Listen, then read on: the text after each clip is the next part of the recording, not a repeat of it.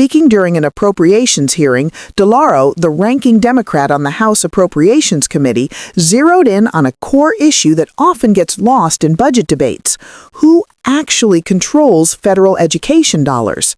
Her answer was unequivocal: Congress does. Gentlemen, gentlelady from Connecticut is recognized to address the amendment.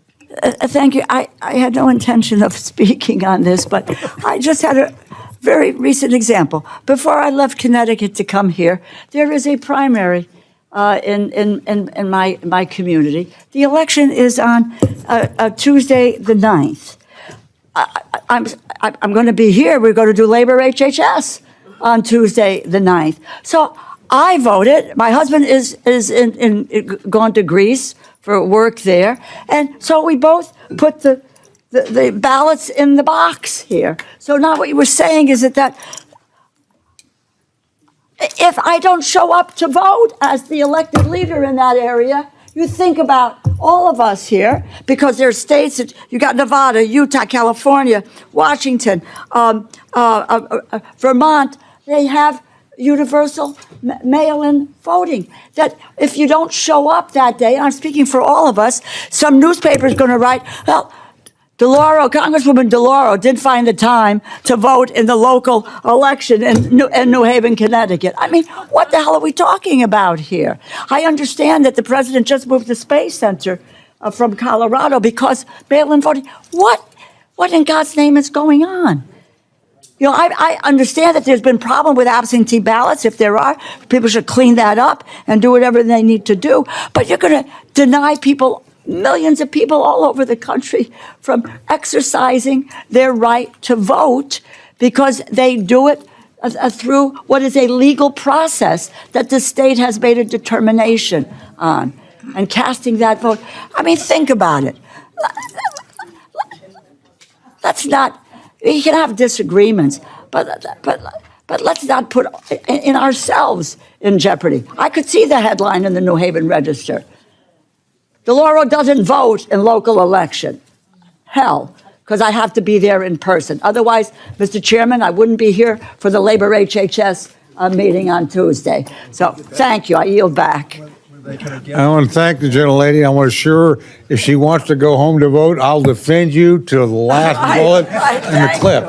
I'll be there for In the meantime, Labor HHS. I would rather have you here, kind of. Thank you. But I will defend you if you're ever under attack for not voting. Oh. DeLauro began by grounding the discussion in a basic reality. Most education funding in the United States already comes from state and local taxes. Federal dollars are meant to fill gaps, protect vulnerable students, and ensure a baseline of equity nationwide. When those federal funds are converted into block grants or frozen altogether, she argued, the result is not flexibility, it is cuts. She warned that block granting education funds has a long track record of shrinking programs, not strengthening them. States are forced to make impossible choices, often cutting mental health services, literacy programs, and teacher training first. Governors, regardless of party, know this reality well. Many states simply do not have the resources to replace lost federal funding. The heart of DeLauro's argument was legal authority. She stated plainly that neither the Education Secretary nor the President has the power to dismantle the Department of Education. That authority rests solely with Congress.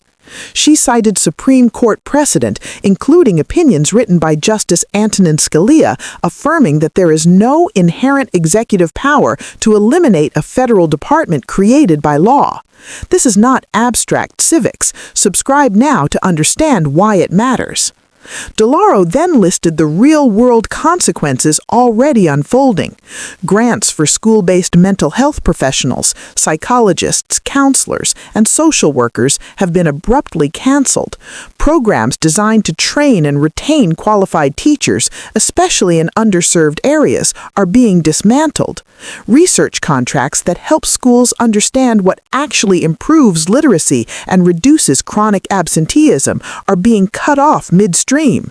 These are not theoretical programs. They directly affect whether a child gets reading support, whether a teacher gets training, and whether a struggling student stays in school.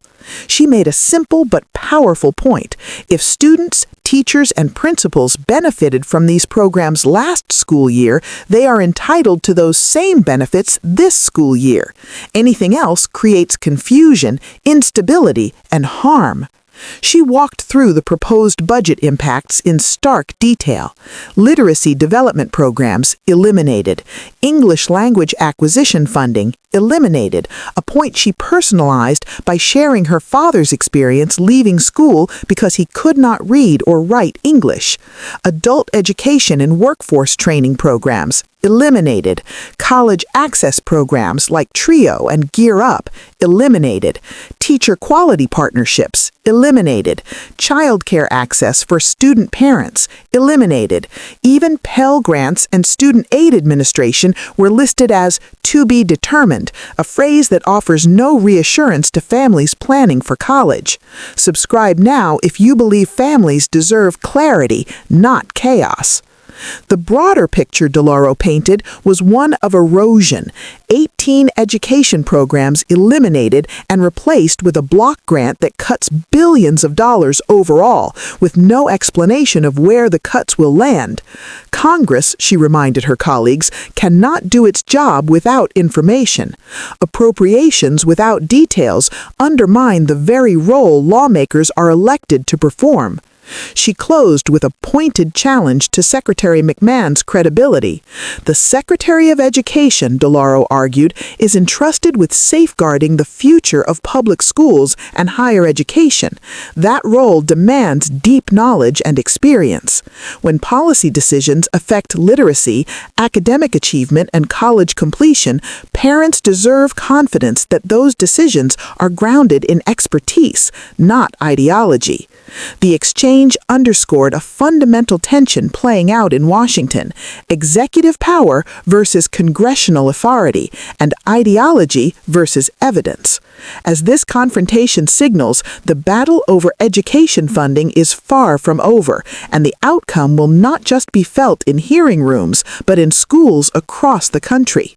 Subscribe now to stay informed as lawmakers push back, budgets evolve, and the future of public education hangs in the balance.